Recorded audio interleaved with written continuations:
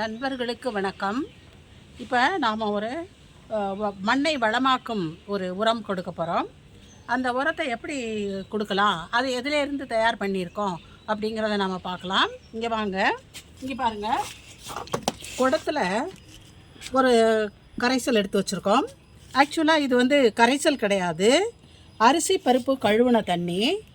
அந்த அரிசி பருப்பு கழுவுன தண்ணியில் இதை நாங்கள் பீட்ரூட்டு தோலை போட்டு வச்சுருக்கோம். அதனால் இது பிங்க் கலராக இருக்குது பாருங்கள், எப்படி பிங்க் கலராக மாறிடுச்சு அந்த தண்ணியே. இது ஒரு வாரம் ஆயிடுச்சு.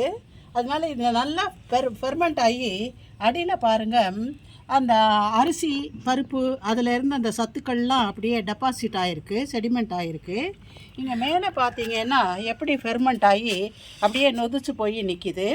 இப்போ இந்த கரைசலை அல்லது இந்த வேஸ்ட் தண்ணியை நாம் நல்லா கலக்கி விட்டு தூக்கி ஊற்றி தண்ணியில் கலந்து ஒவ்வொரு தொட்டிக்கும் ஒரு அரை மக்கு கொடுக்கலாம். ஏன் முழு மக்கு கொடுக்கக்கூடாதான்னா, இப்போ தான் எல்லா செடிகளுக்கும் தண்ணி ஊற்றி முடித்தோம் தோட்டத்தில். தண்ணி ஊற்றின பிறகு இந்த கரைசலை கொடுக்கறதுனால அதிகமாக கொடுத்தோன்னா எல்லாம் வடிஞ்சு ஓடி போயிடும், சத்தெல்லாம் வெளியே போயிடும். அதனால் ஒரு அரை மக்கு கொடுத்தோன்னா அது தொட்டிக்குள்ளே அப்படியே இருக்கும்.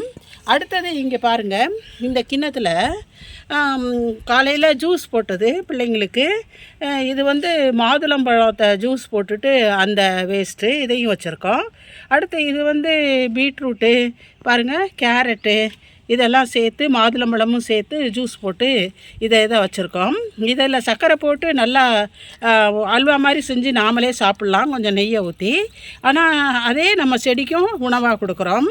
இந்த வேஸ்ட்டு எதுவுமே உலகத்தில் வேஸ்ட் ஆகிறது இல்லைங்க. இதை பாருங்கள், இதையும் இந்த தண்ணிக்குள்ளே இதை சேர்த்துக்குவோம். இயற்கையில் எல்லாமே ரீசைக்கிளிங் தான் நடக்குது. எதுவுமே ஒன்வே டிராஃபிக்காக போகிறதில்ல, எல்லாமே சுழற்சி முறையில் தான் நடக்குது. இப்போ காயை நாம் செடிக்கு கொடுக்குறோம், அந்த காயோட வேஸ்ட்டை.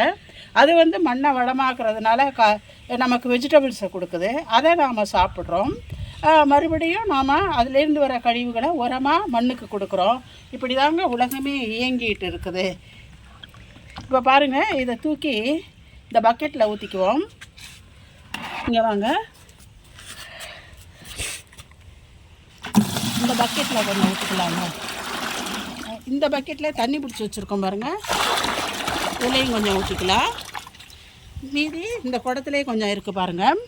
இப்போ இந்த பக்கெட்டையும் குடத்தையும் தண்ணி வச்சு நிரப்பிக்குவோம். அதுக்கு முன்னாடி இதை எப்படி ஊற்றுறது அப்படின்ட்டு நான் காட்டிடுறேன். இந்த அரிசி பருப்பு கழுவுன தண்ணியே குளித்த பிறகு அது ஒரு நல்ல உரம், மண்ணை வளமாக்கக்கூடிய ஒரு திரவம். இப்போ அதோட கூட நம்ம பழத்தையும் சேர்த்துருக்கோம். இந்த மாதுளம்பழத்தோல், பீட்ரூட்டு இதையெல்லாம் சேர்த்ததுனால செடிகளுக்கு வேண்டிய எல்லா சத்துமே இதில் இருக்குது. அதாவது என்பிகே, ஓரளவு தான் இருக்கும்.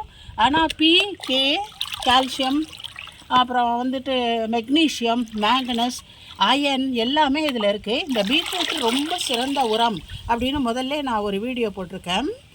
பூக்களுக்கு நல்ல நிறத்தை கொடுக்கவும், காய்கறிகள் அதிக அளவில் விளைச்சல் கொடுக்கவும், குறிப்பாக அவரைக்காய், அதில் இருக்கிற மெக்னீஷியம் செடிகளை நல்லா பச்சையாக வச்சுக்கிறதுக்கும் இந்த பீட்ரூட் முக்கியம்னு சொல்கிறோம். பீட்ரூட்டை நாம் காசு போட்டு ஒன்றும் வாங்க போகிறதில்ல, நம்ம வீட்டுக்கு சமையலுக்கு நாம் யூஸ் பண்ணிவிட்டு அந்த தோலை தான் போட்டிருக்கோம் நம்ம. ஆகவே எந்த வேஸ்ட்டுமே வேஸ்ட்டு கிடையாது, எல்லாத்தையுமே நாம் உபயோகப்படுத்தலாம். இப்போ பாருங்கள், ஒரு மக்கு தண்ணி எடுத்திருக்கேன், ஒரு மக்கு கூட இல்லை, 3/4 மக்கு. இதை பக்கத்தில் இருக்கிற இருவாச்சி மல்லிகை பூக்கு ஊற்றிடலாம். இப்போ இங்கே ஒரு மிளகா செடி நல்லா காய்ச்சிக்கிட்டு இருக்கு பாருங்கள், காயெல்லாம் தெரியுது.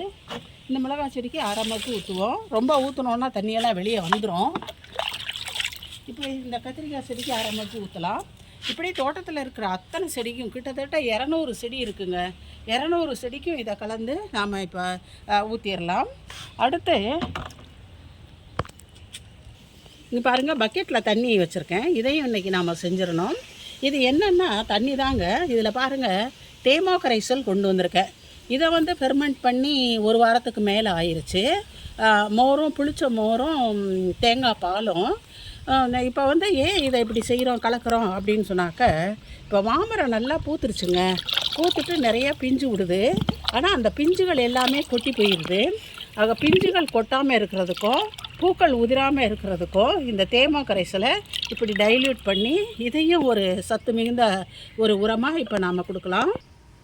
இங்கே பாருங்கள், மாமரம் பிஞ்சு விட்டுருக்கு. இங்கே ஒரு பிஞ்சு இருக்குது பாருங்கள், இங்கே ஒரு பிஞ்சு இருக்குது பாருங்கள், என் விரலுக்கிட்ட இங்கேயும் ஒரு பிஞ்சு இருக்குது. இது மாதிரி நிறைய பிஞ்சுகள் இருக்குங்க. ஆனால் இதுக்கு மேலேயே இருந்தது பிஞ்சுகள் எல்லாமே உதிர்ந்துக்கிட்டு இருக்குது. அதனால தான் இப்போ வந்து நாம் இதுக்கு வந்து இந்த தேமா கரைசலை மண்ணுக்கும் ஊற்றி விடலாம். மண்ணுக்கு ஊற்றுறேன் பாருங்கள்.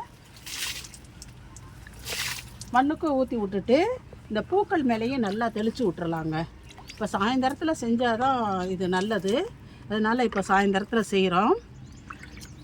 அப்போ பூக்கள் உதிராமல் இருக்கும். எவ்வளவு பிஞ்சு விடுது அப்படின்னு பார்க்கலாம். போன வருஷம் 2 காய் காய்ச்சுது.